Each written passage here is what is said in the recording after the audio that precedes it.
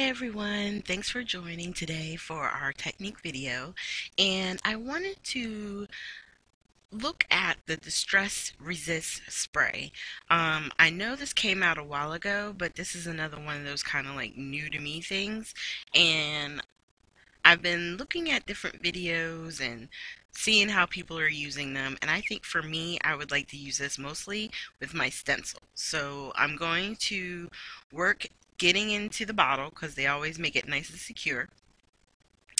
But I want to start with a tip. When using this spray, you got to be careful because it dries quickly and it can leave a residue on stuff that you spray. So I'm taping from the back to connect my watercolor paper to the stencils. And I have one that's by Strathmore, which is with the basket weave you see on the right. And on the, is it the TWC? I wound up putting them up so they're not in front of me. But that one I'm using the Tim Holtz Distress paper. Okay. Now I am going to be using my Distress inks once these dry, as you know, to make the resist stand out. And you definitely want to spray inside of a cardboard box. Okay. Now on this one, I kind of went a little crazy, as you can see there, and I sprayed a lot and it made the paper very wet, and because the stencil wasn't really close to the paper, it seeped through, and you'll see that better in a little bit here. So for this one I was a little gentler with it, and I tried not to spray too crazily. It still got like, it gives you like a different texture. It's not smooth like if you were to use the Versamark ink and then use like white embossing powder, and how you can get sort of like a smooth, very clean image. This gives you a very textured image, and you do want to make sure that it's completely dry before you move on to the next step. And the best part is you can use any medium. You could use your distress inks like how I'm going to right here. You could use watercolor, really anything to make the parts that didn't have the resist spray stand out. So on this test piece, which is the very first one I did, you can see as I lay down the cracked pistachio, the way that it was blotchy because I sprayed too much, and so it like created this big blob of resist spray. And the same thing on this other side. I'm trying to use colors to make it stand out. The part where you see the basket weave of that stencil, I think came out really cool. The only thing is if you are not looking for that kind of distress splotchy look, then you're not going to like this because I definitely sprayed out of control. So I'm going to wipe up my glass mat real quick. And then on this one, which is going to be what I make my actual project out of, I'm going to use Abandoned Carol. Oh, God help me. Candied Apple. Oh, my Lord. Can I speak today? Candied Apple and Abandoned Coral. And then I think this one, I forget which one this gray one is. It's not Hickory Smoke, but it's God. Anyway, I'm putting this is going to wind up being the bottom of our card. It looks like it's at the top because I have it at the top where we're coloring at the moment, but I wind up splitting it as we go and creating sort of like this grayish area on the bottom, and then the two pinkish reds with the coral and the apple.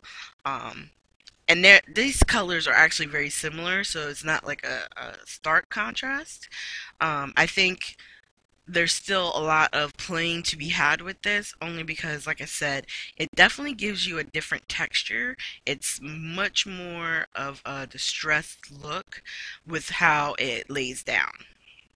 So to finish out this card, I was thinking, do I just want to put a sentiment on here? How do I want to finish this off? I'm looking at this hello that has gold foil on it. Did I want to attach just the sentiment right to it? Did I want to put a strip of paper? So I decided, let's go ahead and make our base. Let's start from there. So A2 size card, 8.5 by 4 1/4, and you can fold it which way makes you happy. I did it the probably more traditional card way, and then I'm just cutting down my mat for the background piece, which was 4 1/8 by 5 3/8, and then I trimmed down my focal image, my main page there, to 4 by 5 1/4. And what I like to do is when I have like watercolor things that I've done or like something like this, I try to take an eighth of an inch off of each side to try and make it as, I guess, what am I looking for? Make it as whole as possible or even so it's nice and proportioned. And then once I get this attached to the card base, I'm still looking at it like, okay, so do I want to split it? I liked how, to me, the hello kind of stood out more on top of the black. And then I was like, okay, I like the black strip. So let me cut that down, and I'm just going to put the black strip separating the two colors.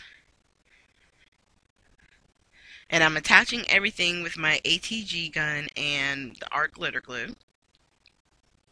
And then I finally decided, you know what, I'm not going to use this hello. I want to use one of these pre-made banner strips. And I'm taking these from the Doodlebug Sayings, the ephemera pack.